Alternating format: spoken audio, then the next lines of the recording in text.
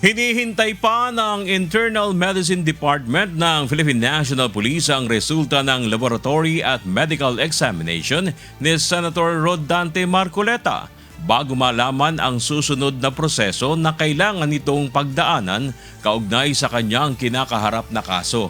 Mula nang maaresto noong Lunes, nananatili muna sa PNP General Hospital ang senador dahil sa pananakit ng kanyang dibdib at batok. Ayon kay Police Colonel Benali Bayani, ang Chief ng Internal Medicine Department ng PNP General Hospital, hindi pa rin nabibigyan ng clearance ng mga doktor si Senator Marcoleta para makalabas ng ospital at madala sa Sandigan Bayan para sa return of warrant.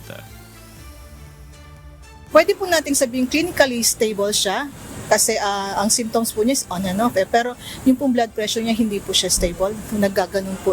Fluctuating po talaga yung blood pressure. Kahapon ay dinalaw ang senador ni Vice President Sara Duterte habang nabisita na rin siya ng kanyang pamilya sa ospital.